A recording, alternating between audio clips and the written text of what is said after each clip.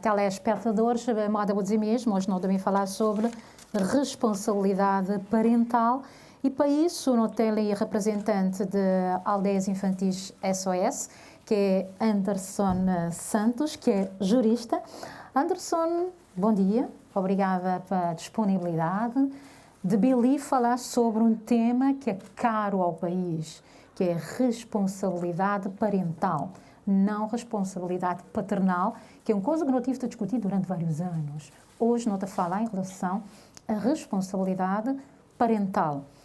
Ao que não te falar de responsabilidade parental, o que é que não queria falar, o que é que não queria dizer exatamente?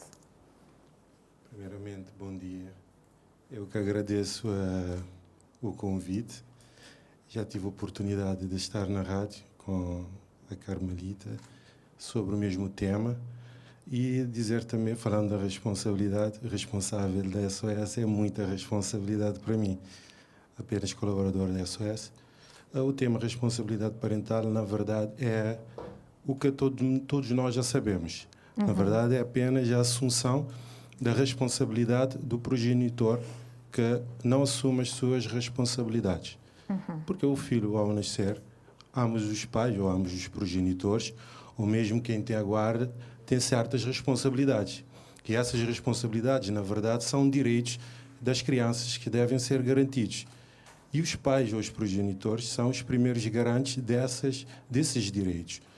Então, esse tema é muito importante para o nosso país por causa do desnível nos cuidados que temos em Cabo Verde, que pende muito para a classe feminina, tanto para a mulher como, que, no caso, a mãe, também para os avós.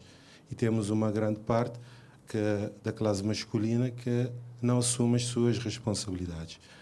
Então, a ideia é criar uma lei para que os pais responsabilizem-se para com os seus direitos.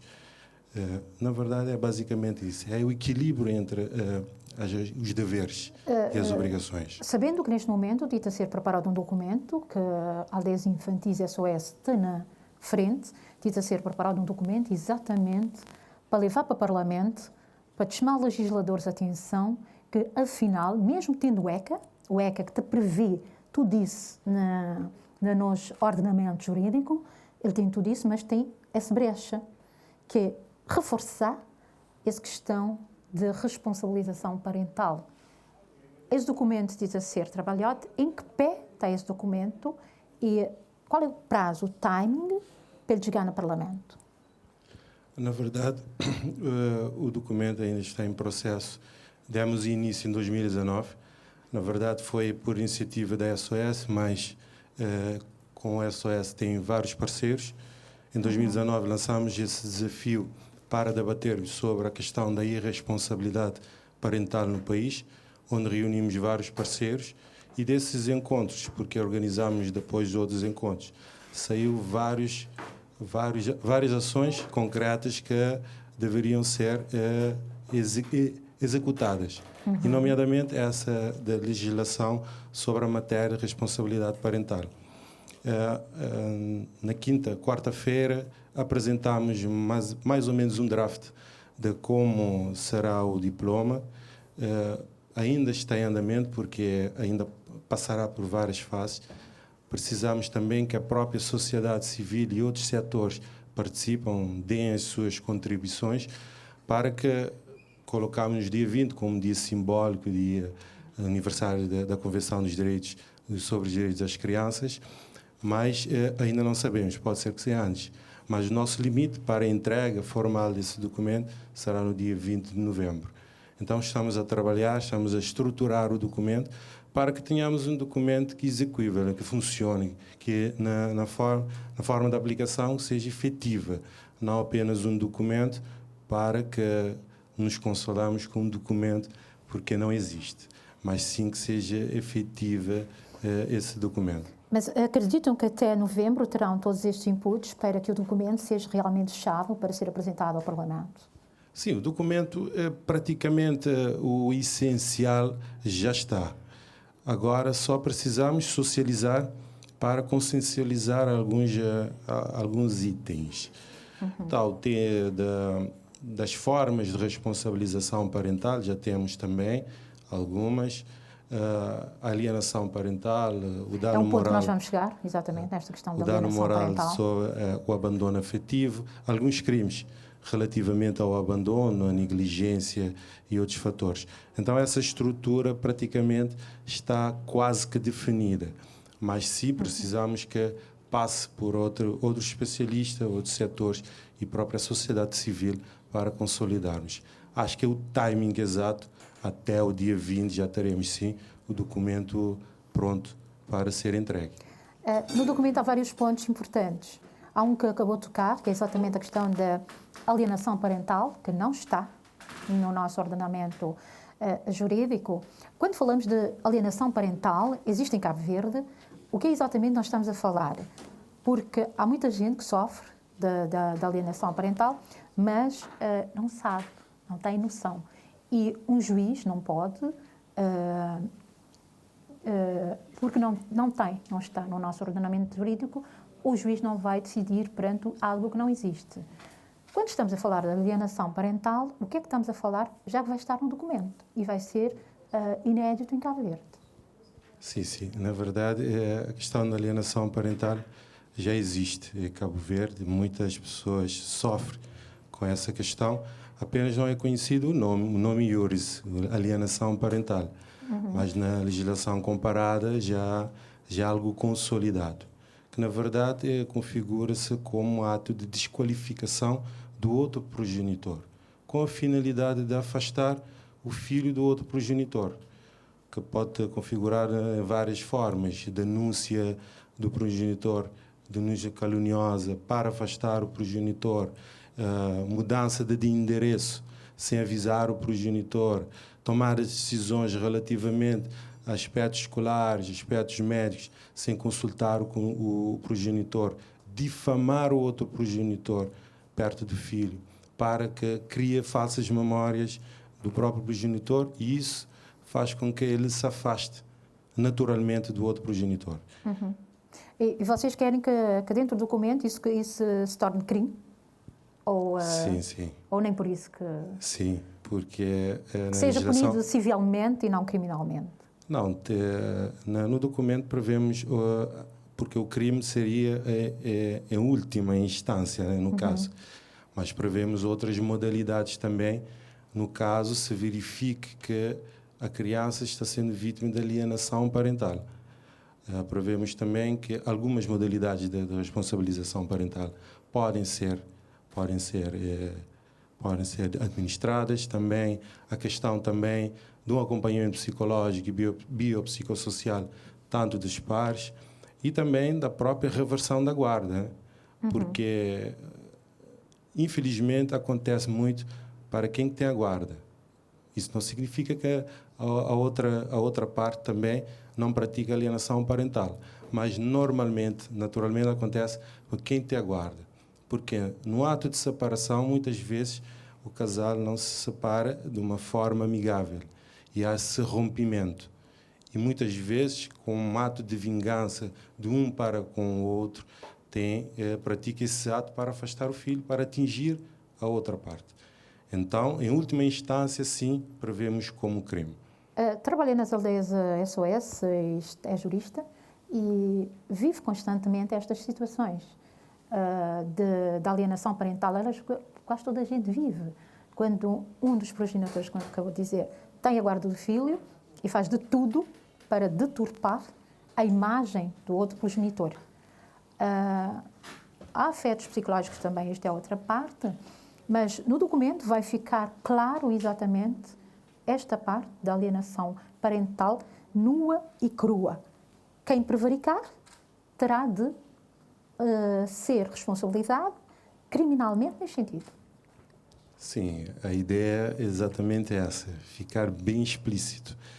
E também é trazer outra viragem de interpretação, porque o nosso foco que colocamos no documento não é a questão dos pares, né, dos progenitores, mas a criança em si. Não sobre é o que interesse da criança, exatamente. Como sempre, Por isso trazemos o documento não como um direito do pai ou um direito da mãe relativamente à criança, mas um direito da criança que está sendo violado, um direito à convivência familiar e saudável da criança que está sendo violado. Então, por isso a interpretação deve ser nesse sentido.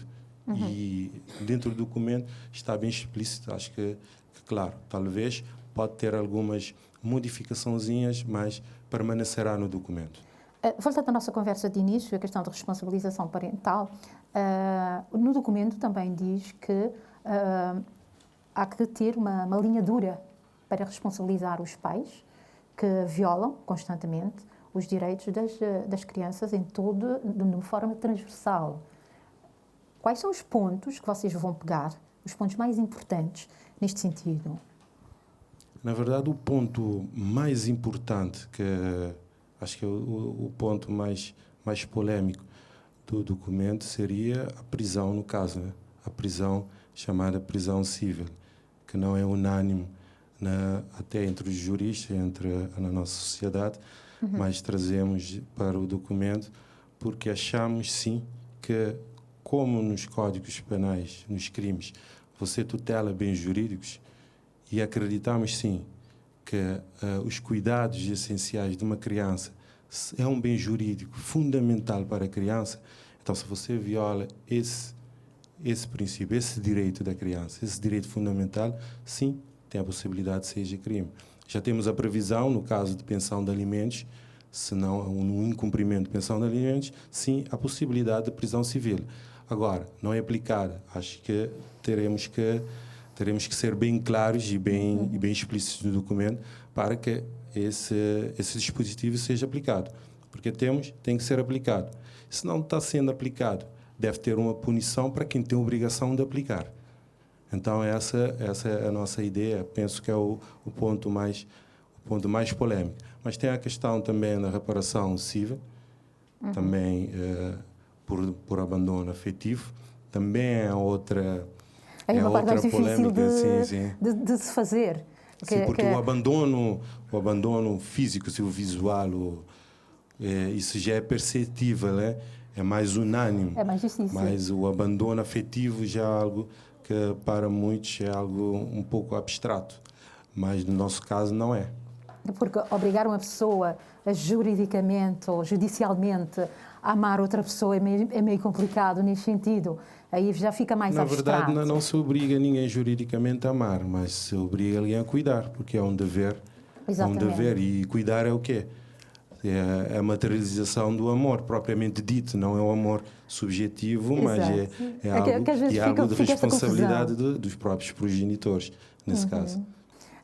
Anderson, há outro ponto também que vamos aproveitar agora para conversar, e é muito rapidamente. Foi aprovado, eu sei que o documento, vocês querem discutir este documento com os órgãos de comunicação social, para que possam também pedir esta interação dos órgãos de comunicação social no sentido de levar à sociedade civil este documento, este diploma, para que as pessoas possam conhecer o que é que exatamente lá está e mesmo a sociedade possa também dar a sua opinião nesta matéria. Com certeza. Acho que, na verdade, pode ser um apelo, né? Já que estamos perante os jornalistas dentro de uma emissora da TV.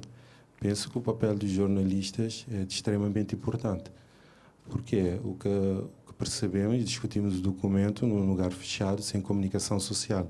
Mas isso precisa chegar a outras pessoas, porque isso afeta essencialmente a vida das pessoas. As pessoas precisam saber, precisam conhecer o problema e precisam dar a sua opinião relativamente a esse problema. E esse espaço para debater o diploma já é um passo. Penso que a Carmelita pode incentivar os seus colegas para que esse problema chegue, porque esse problema pode ser do outro, mas um dia pode chegar em você. E como terá algo para garantir os direitos daquela criança? Então vamos todos debater sobre o diploma. Eu disse há dias e volto a repetir, é incentivar diretamente os diretores e os responsáveis dos órgãos, no sentido também de terem esta sensibilidade, que é uma questão que exige uma certa visão, sobretudo agora, com a pandemia da Covid-19, onde as crianças ficaram mais vulneráveis. Com certeza. Imagina as crianças que não têm os cuidados. Ficaram com quem? essencialmente. Onde ficaram? Onde ficaram, e é exatamente aqui que damos por terminada a nossa rubrica hoje. Conversamos sobre a responsabilização parental. Na próxima semana vamos cá estar, com certeza, com mais um tema para proteção e promoção dos direitos dos menores.